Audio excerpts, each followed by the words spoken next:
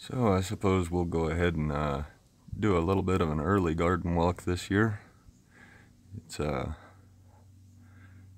around July, let's see,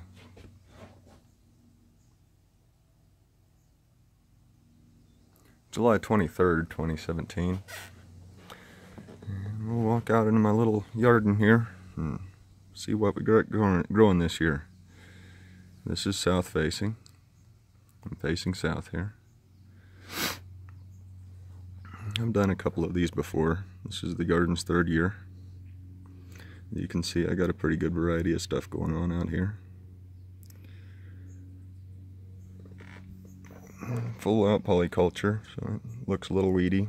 I use a few native plants and let a few native stuff grow that don't necessarily want, but makes good mulch when I cut it. So, yeah.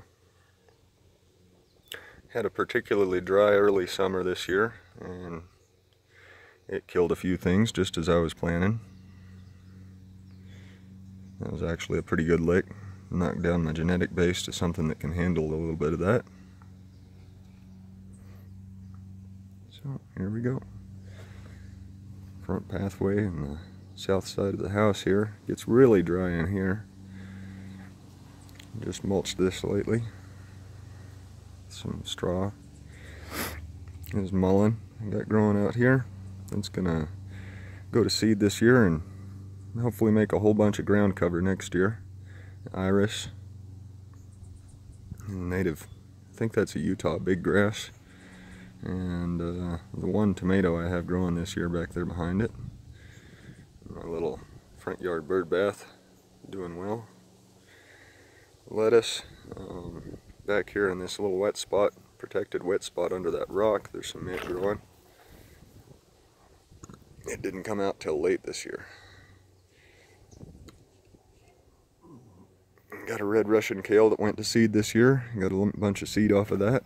It'll make good good seed for the garden. Some carrot, and there'll be there's buckwheat and buckwheat right there, and some asparagus.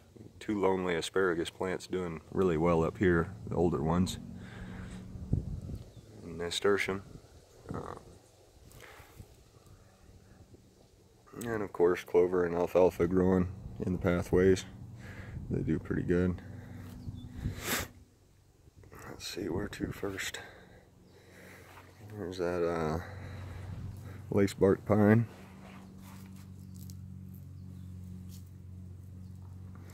Got Jerusalem artichokes growing here and there.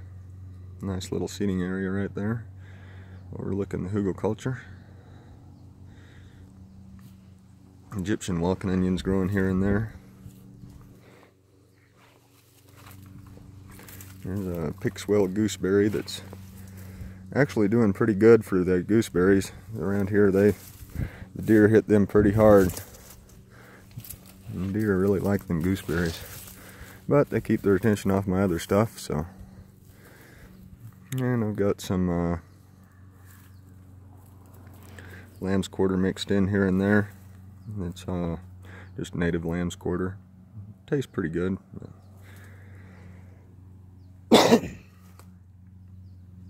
Let's see, it's right here. This is where the golden oyster mushrooms have been coming out of the hugelkultur. I've been eating them, of course.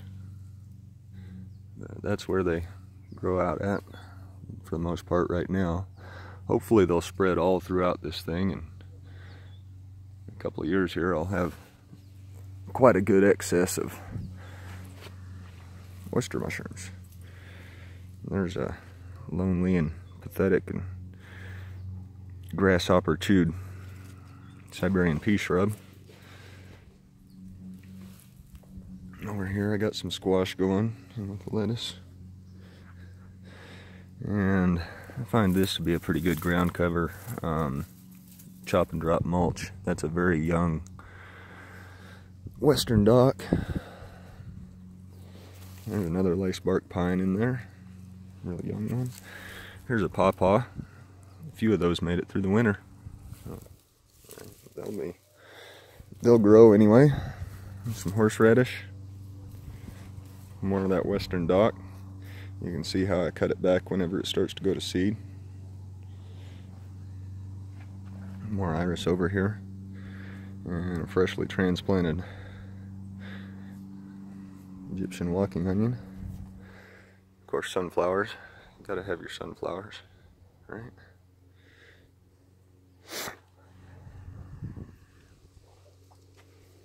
More Egyptian walking onion. The old slug trap. Beer bait slug traps. Got a few of them around here and there. There's some Nanking cherry and what are those? Some other kind of choke cherry type of deal. Strawberries mixed in here and there. More carrots.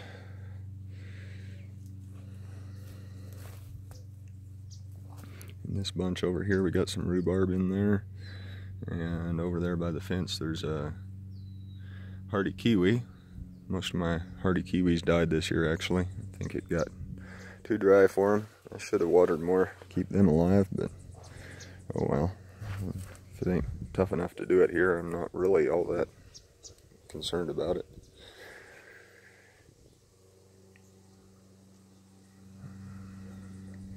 I'll just set up better support structures next time. I know how to set them up now that I've done this one and had it live. There's a Soul Scarlet Runner bean. Wish those would do better here. Just need to find a kind of bean that does good here. This little spot of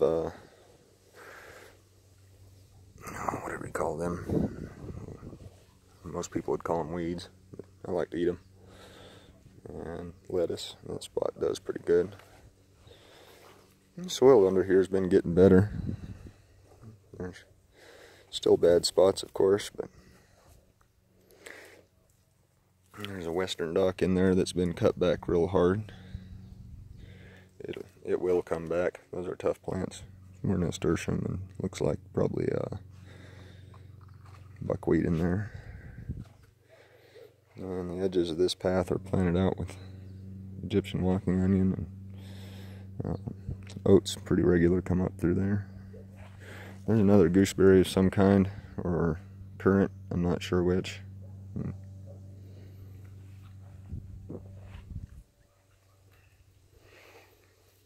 There's this little drainage from the driveway. The driveway drains down, hits that little berm there. Drains underneath this rock and into this this drainage, this kind of swale here that's dogged in, and waters this hugelkultur right here in front of the house. Gets plenty of water into that in the winter time. Store it for summer. I think that's what do they call that berry? Ginkgo. No. Oh, I think I got a tag here. Gummy berry. Sweet scarlet gummy berry. I had 2 of those. I need to get another one. First one didn't make it. There's rhubarb, of course. Always a rhubarb around.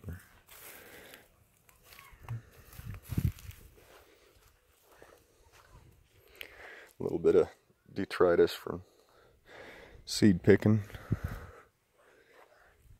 Got potatoes going over on this side of this hugelkultur.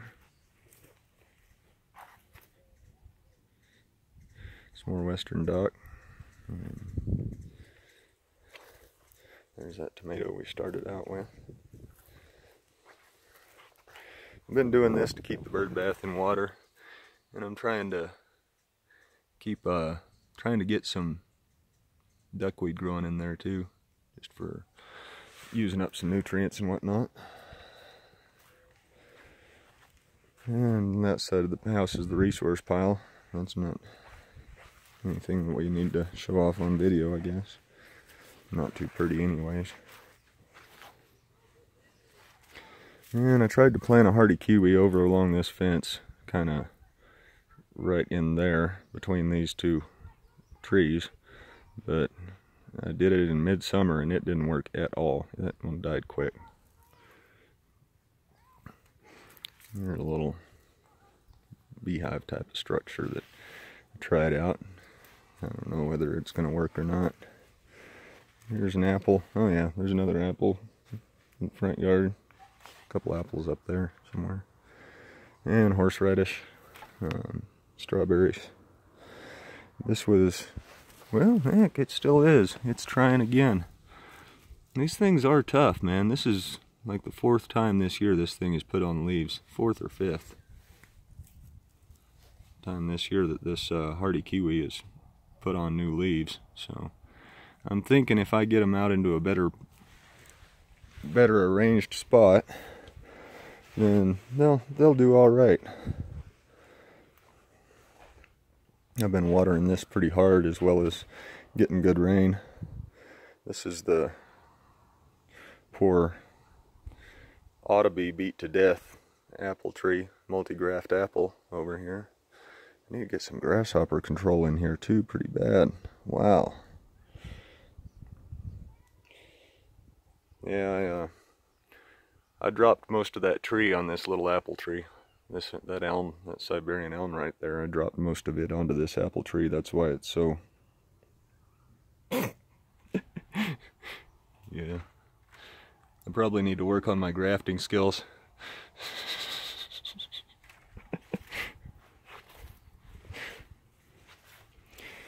That one's living on a prayer. There's some more. This is a choke cherry of some kind. And the little sugar ants are busy. There's a pea coming up there. Alright. I've been having trouble getting anything growing in here, and stuff's finally starting to take off in here. Good. Good to see.